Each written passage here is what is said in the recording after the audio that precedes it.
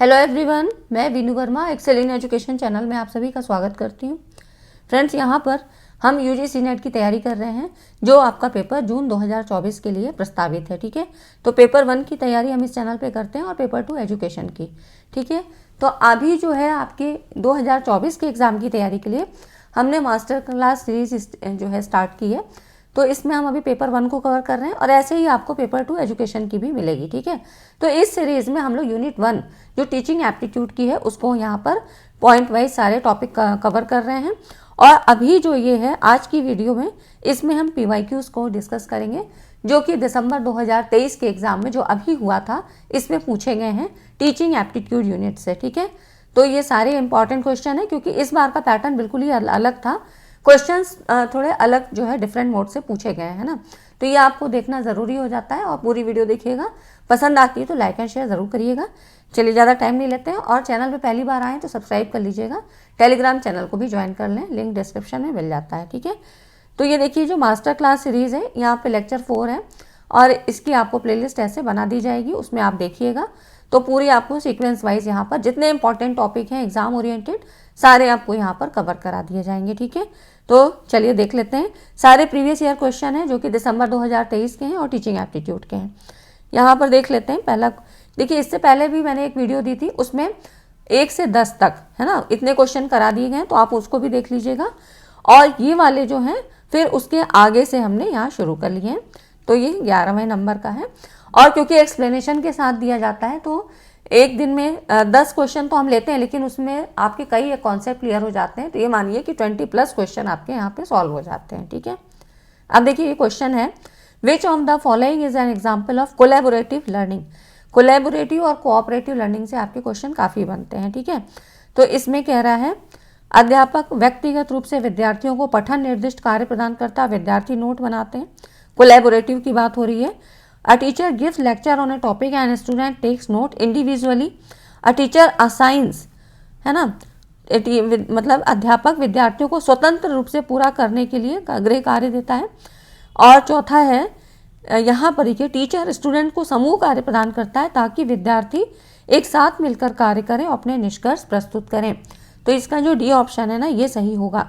Collaborative learning क्या होती है? सहयोगात्मक अधिगम होता है।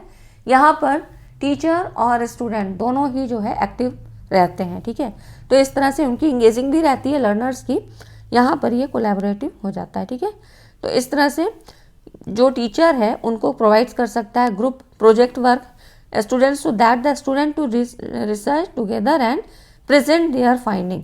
इससे क्या होती है कि अब उनकी लर्निंग को इम्प्रूव किया जा सकता है और उनमें कोलैबोरेटिव एक तो टीम भावना जो है उनमें जागृत होती है ना, तो सहयोगात्मक रूप से काम करते हैं। और इस तरह से उनमें क्या होता है कि सेल्फ से करने की, मतलब खुद से करके सीखने की जो है इस तरह की मतलब उसमें उनकी आदतों में सुधार होता है। ठीक है, तो किसी विषय की समझ में सुधार करना इसी तरह से पॉसिबल हो जाता है और अच्छे से लर्निंग उनकी कराई जा सकती है। कोलैबोरेटिव एंड कोऑपरेटिव, है ना। और इसमें आपके कोलैबोरेटिव और कोऑपरेटिव में कई आपके ऐसे वर्ड्स भी पूछे जाते हैं जो उनके मेथड से संबंधित होते हैं। ठीक है, तो ये हमने क्वेश्चन पहले कर लिए हैं। अब देखिए जो अगला क्वेश्चन है, इसमें कह रहा है विच of the following is not a benefit of mind mapping. Mind mapping का लाभ कौन सा नहीं है? माइंड मैपिंग के बारे में इससे जो पहले वीडियो दी थी उसमें भी टीचिंग एप्टीट्यूड के प्रीवियस ईयर क्वेश्चन ही कराए हैं, दिसंबर 2023 के क्वेश्चन उसमें भी कराए हैं और उसी के आगे की ये सीरीज स्टार्ट है ना। तो इसमें देखिए माइंड मैपिंग आपको पता है सेंट्रल थीम से जो है संबंधित होती है। सेंट्रल थीम कोई ले लिया जाता है, कोई एक टॉपिक होता है और उसके अकॉर्डिंग फिर वहाँ पर सब टॉपिक्स लिए जाते हैं। ठीक है, उससे संबंधित। तो इसमें से कौन सा नहीं है? तो देखिए यहाँ पर मेमोरी रिटेंशन को इम्प्रूव करने के लिए किया जाता है, ये बिल्कुल सही चीज़ है। और enhancing creativity and problem solving skill, है ना, तो बिल्कुल सही चीज़ है। क्योंकि इससे क्या होता है, जब आप स्टेप बाय स्टेप चीज़ों को करते हो ना, एक ही थीम के कई एक अलग अलग सब टॉपिक्स बना के उस पर विचार विमर्श करते हो, एक अपना जो है उद्देश्य निर्धारित करते हो, फिर अपनी स्ट्रैटेजी को निर्धारण करते हो, तो इससे क्या होता है कि आपकी क्रिएटिविटी भी बढ़ती है और समस्या समाधान प्रॉब्लम सॉल्विंग स्किल भी अच्छी होती है। रिड्यूसिंग स्ट्रेस एंड एंजाइटी, ये भी कम हो जाती है। तो देखिए ये सारी चीज़ें तो होंगी, है ना। क्या making information more difficult to comprehend, सूचना को समझने के लिए अधिक कठिन बनाया जाता है? तो ऐसा नहीं है। माइंड मैपिंग टेक्निक तो इसलिए होती है कि ताकि चीज़ों को एक स्ट्रेटजी से एक प्लान करके चीज़ों को करा जा सके, है ना। तो ये वाला इसका जो है, ये माइंड मैपिंग का जो है वो नहीं होता है, ठीक है, बेनिफिट नहीं होता है, ठीक है। राइट आंसर आपका ये हो जाएगा, है ना, ठीक है। उसके बाद देख सकते हैं यहाँ पर नेक्स्ट है आपका, निम्नलिखित में से कौन सा अध्यापक केंद्रित अनुदेशक की संभावित कमी है? विच of the following is a potential drawback of teacher centred instruction. Teacher centred instruction क्या होता है?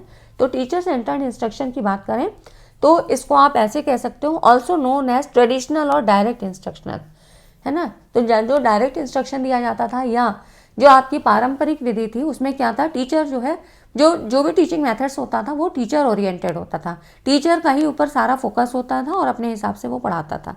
बच्चे क्या थे, जो लर्नर थे वो यहाँ पर पैसिव मोड पे रहते थे, खाली सुनते थे, समझते थे या देखते थे, है ना, ऑब्जर्वेशन करते थे। तो इस तरह से यहाँ पर एक पेडागोजिकल अप्रोच है where the teacher is primary focus, ठीक है।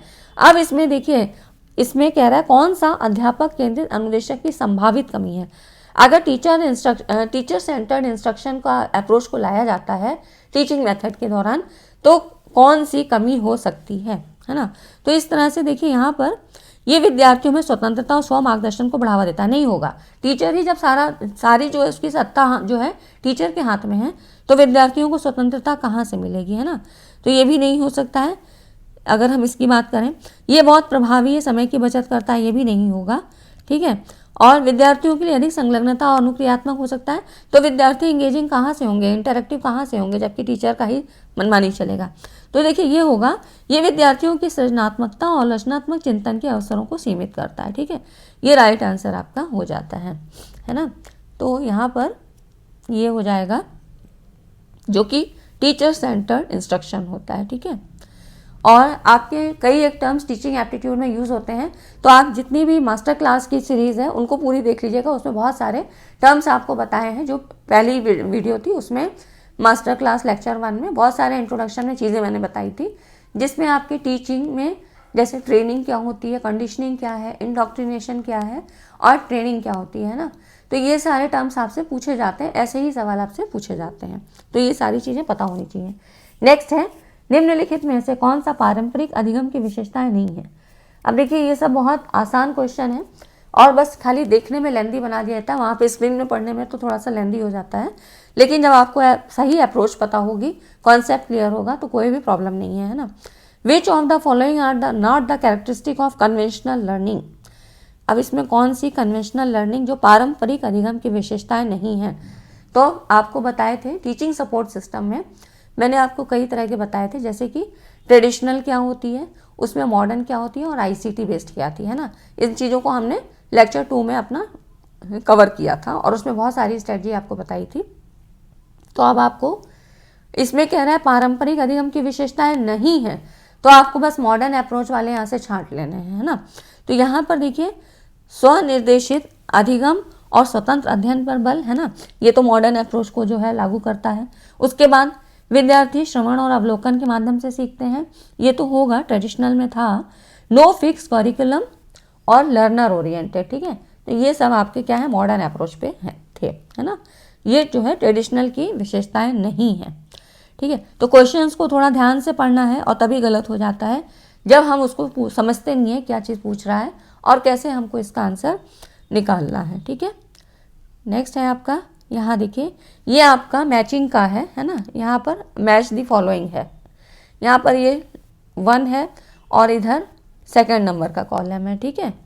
तो इस तरह से स्वयं है, यूडेमी है, स्किल शेयर है, खान एकेडमी। अब यहाँ पर आपको मैच करना है। तो इसमें देखिए स्वयं क्या है, स्वयं आपको पता है निःशुल्क पाठ्यक्रम है ना। यहाँ पर देखिए भारतीय विश्वविद्यालयों में निःशुल्क फ्री कोर्सेज फ्रॉम पेड, है ना, फ्री कोर्सेज फ्रॉम जो है वेरियस टॉपिक्स। यहाँ पर देखिए ये जो है ये नहीं होगा, यहाँ पर पेड कोर्स ये नहीं होगा, है ना। तो free courses from various universities, ठीक है। ये आपका टाइपिंग में मिस्टेक है।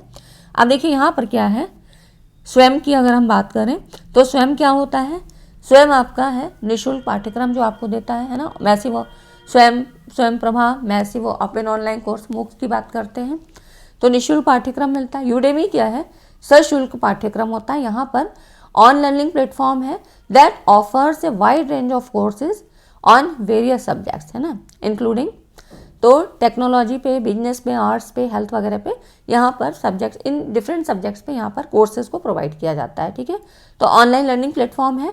यहाँ पर फ्री और पेड दोनों तरह के कोर्स होते हैं जो कि यहाँ के जो एक्सपर्ट्स हैं उनके द्वारा दिए जाते हैं। ठीक है, उसके बाद देखिए स्किल शेयर क्या होता है। स्किल शेयर सृजनात्मकता और उद्यमिता को बढ़ाने के लिए, है ना। यहाँ पर देखिए सृजनात्मक और उद्यमिता विषयों पर सशुल्क पाठ्यक्रम। अब देखिए यहाँ पर उसके बाद खान एकेडमी। खान एकेडमी क्या है, K-12 विद्यार्थियों के लिए, है ना। ये जो है इनके लिए वीडियो लेक्चर्स और इंटरेक्टिव, मतलब इसका जो मिशन है ना खान एकेडमी का, mission is to provide a free world class education for anyone anywhere, है ना। तो ये खान एकेडमी का एक मिशन है जहाँ पे सभी के लिए और सभी के लिए कहीं पर भी, सभी जगह, मतलब कहीं पर भी आप यहाँ पर ये एक्सेस कर सकते हो K-12 स्टूडेंट के लिए। ठीक है, तो इसमें देख सकते हैं यहाँ पर स्वयं क्या है, भारतीय विश्वविद्यालय से निःशुल्क पाठ्यक्रम। यूडेमी क्या है, सशुल्क पाठ्यक्रम हो गया, है ना, जिसमें कि बिजनेस, टेक्नोलॉजी, इन सारी चीज़ों पे दिए जाते हैं। स्किल शेयर क्या है, सृजनात्मकता और उद्यमिता विषयों पर सशुल्क पाठ्यक्रम। खान एकेडमी K-12 विद्यार्थियों के लिए वीडियो व्याख्यान और अनुक्रियात्मक अभ्यास।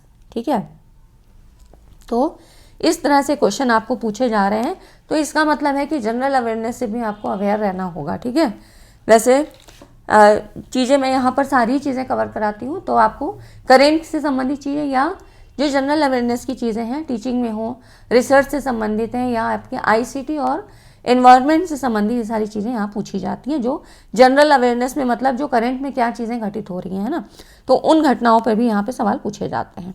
नेक्स्ट है आपका, यहाँ पे कह रहा है at which stage of cognitive development adolescent can think, मतलब किशोर, जो किशोरों की बात हो रही है, reason and analyse beyond the realm of concrete experiences. संज्ञानात्मक विकास के किस चरण में किशोर, जो एडोलेसेंस हैं, ठोस अनुभवों के दायरे से परे यहाँ पर सोच, तर्क और विश्लेषण कर सकते हैं। यहाँ पर कॉन्क्रीट एक्सपीरियंस की ज़रूरत नहीं है, है ना। तो ये जो है आपका, ये जीन पियाजे की जो स्टेजेस थी, डेवलपमेंटल स्टेजेस, है ना, इसमें इन्होंने 4 स्टेज बताई थी, जिसमें आपका सेंसरी मोटर, है ना, प्री ऑपरेशनल, कॉन्क्रीट ऑपरेशनल और फॉर्मल ऑपरेशनल।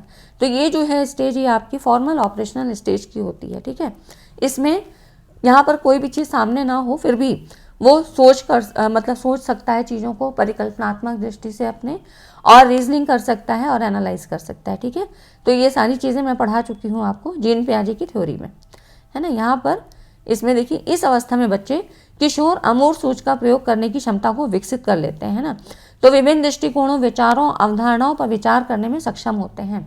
तो इस तरह से उनकी जो कॉग्निटिव पावर है वो यहाँ बढ़ती है और तर्क कर सकते हैं, और इस तरह से जो प्रॉब्लम सॉल्विंग है वो अपना यहाँ पर कर सकते हैं। जरूरी नहीं कि वो सारी चीज़ें उनके सामने हो, सारे कॉन्सेप्ट उनको पहले बताया जाए, उनकी इतनी जो है यहाँ पर ये जो क्षमता है यहाँ पर, ये मतलब निष्कर्ष निकालने में, समस्याओं को हल करने में, ये सारी चीज़ें इतनी इनकी एबिलिटीज़ हो जाती हैं। ठीक है, तो जीन पियाजे की 4 स्टेजेस के बारे में मैंने आपको बता रखा है, तो उसको देखिएगा आप लोग, प्लेलिस्ट में आपको सारी चीज़ें मिल जाएंगी, है ना। नेक्स्ट है आपका ए relationship in which a less experience learner acquires knowledge and skill under the guidance of an expert. मतलब यहाँ पे कह रहा है कि ऐसा कौन सा संबंध है जिसमें एक कम अनुभवी शिक्षार्थी किसी विशेषज्ञ, एक्सपर्ट की बात हो रही है, के मार्गदर्शन में ज्ञान और कौशल प्राप्त करता है, कहलाता है। अब ये देखिए क्या होता है, इसमें ये चीज़ हो जाती है आपकी कॉग्निटिव अप्रेंटिसशिप। ठीक है, इसमें कॉग्निटिव अप्रेंटिसशिप में क्या होता है, यहाँ पर देख लीजिए, एक ऐसा संबंध जिसमें कि जो टीचर है वो मोर नॉलेजेबल है और जो लर्नर है वो लेस नॉलेजेबल। तो यहाँ पर जो लर्नर है वो ज्ञान प्राप्त करता है टीचर के द्वारा।